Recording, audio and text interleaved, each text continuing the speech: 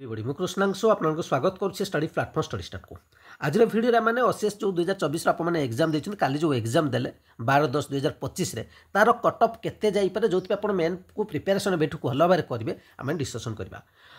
unofficial answer कि मुझे provide कर दी चैनल पढ़ी आप चाहिए देखी नहीं पारे सब cut off question standard vacancy केते अच्छी तारी ऊपर डिपेंड करता है पूर्व वर्षर कट अफ को निश्चित आम अनुधान करवा जो द्वारा आम कट अफ को जापर कि पूर्व मुझे कहीदी आप दुईट पेपर एग्जाम होता गोटे पेपर 1 गोटे पेपर 2 पेपर 1 आपंकर कट अफ डिसाइड करे जोटा 200 मार्क एग्जाम हुए 100टा क्वेश्चन थाए गोटे क्वेश्चन को 2 मार्क थाए अर्थात टोटाल 200 मार्क किंतु पेपर 2 को जो जा जोटा आपंकर पेपर 2 रोचे केवल क्वालिफाइंग नेचर थाए किंतु से पेपर जब 33% आप रखुना आपंकर पेपर 1 देखा तेणु जो मैंने डिस्क्वालीफाई कर भी चेक करूँ आपंकर पेपर 1 आप जिते स्कोर करूँ तार मूल्य किसी रही तेणु मन रखु कट अफ डिसाइड कर पेपर 1 रे पेपर 2 रे नुहे जो मैंने भी काउंट कर दुईटा को काउंट करते जो कट अफ पूर्व थर देखुं दुईटा पेपर ये नुहे गोटे पेपर अर्थात पेपर 1 कट अफ ही डिसाइड हुए पेपर 2 रे नुहे किंतु पेपर 2 रे आपन को क्वालिफाई करले ही पेपर 1 आपन को देखा एति पर्यंत क्लियर हो गले वर्तमान आम मैंने कट अफ को जा पूर्व वर्षर वैकेंसी ए वर्षर वैकेंसी भितर फरक आपन को जना अच्छी ठीक अच्छे कम अच्छे निश्चित भाव में हाँ एवं क्वेश्चन जब स्टैंडर्ड आम मैंने देखा क्वेश्चन स्टैंडर्ड सेमती नुहे बहुत ही आप लो था जमीती रोहे स्टैंडर्ड रही है क्वेश्चन टी पैटर्न चेंज होता जमीक आम देखा ओडिशा जीके एथर टी अधिक पड़ा यही सब गुड़िक आम जब देखा क्वेश्चन आपको आनालीसिस कर देखिपारे तो आपको जना अच्छी कमती तेणु परिवर्तन टी जो मात्रा आम प्रिपेरेसन करते से आधार थिला एवं पोस्ट जेहतु कम अच्छी कट अफ टी बढ़ी एथर पूर्व अपेक्षा जी अनुमान मुझे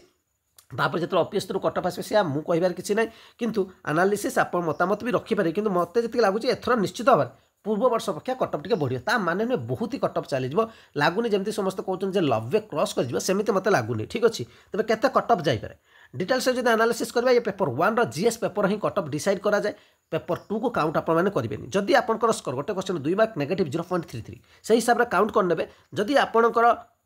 रोचे मो जानवर जदि 85 रु 83 रु 87 पाखापाखि रोचे ठीक अच्छे 83 रु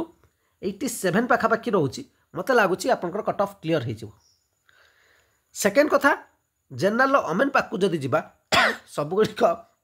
5-7 मार्क आप देखते 5-7 मार्क आप डिफरेंट देखिए सब एग्जाम से ही देखा मिले कौटी कौटी सेम भी रोचे तेणु 5-7 मार्क आप काटिदे पारती से आधार आप कट अफ को आनालीसिस करेंगे बर्तमान जा एससीबीसी कथा जदि जी मु 78 रु जदि 80 भितर आपर रोचे 78 रु जदि 80 भितर आपर रोचे एससीबीसी मत लगुच कट अफ आप क्लीयर प्राय हो तो आप मेन प्रिपेरेसन करवा उचित ओमेन कैंडिडेट से 5-7 मार्क काटिदे पारती बर्तमान जा एससी पिला पाक एससी पिला मु कहि 63 रु